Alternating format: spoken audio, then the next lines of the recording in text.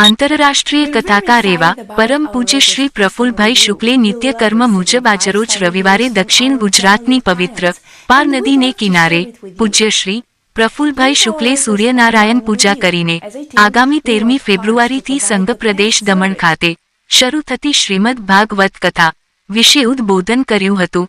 સાથે શ્રી ઉમાશંકર ગોર સલોલી સહભાગી બન્યા હતા।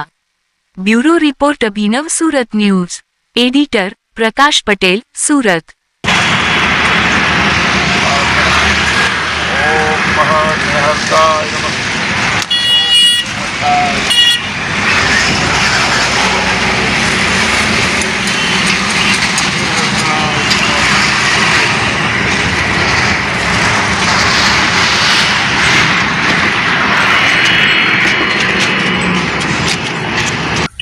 आज रविवारे पार नदी ने किनारे भगवान श्री सूर्यनारायण ने अर्घ्य आपीने पूजा करी।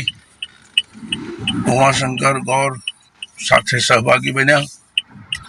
13મી ફેબ્રુઆરીથી कड़िया डोरी सिग्नल पर दमण में गौरक्षा मंच द्वारा पीड़ाग्रस्त गायों ने लाभार्थे भागवत कथा नो आरंभ थई रह्यो छे।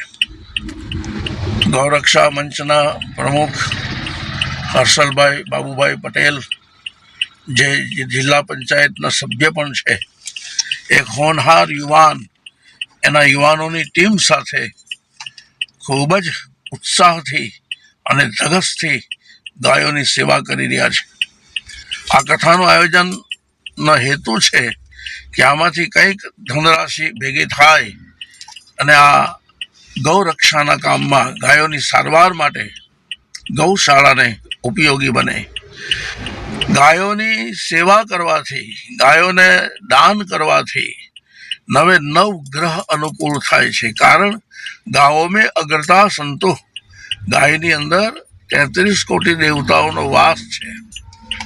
एटले आ गौशाला ने माटे कथा छे तो दानवीरों ने मारी अपील छे कि तमे उदार मनथी एवुं दान करो कि तमारा जीवन में गौ माताना आशीर्वाद मळे अने आ गौरक्षा मंचनु कार्य सफल थाय एवी अभ्यर्थना छे।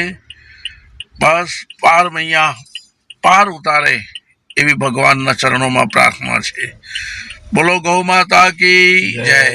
जय गौ माता, जय गौ माता, जय गौ माता।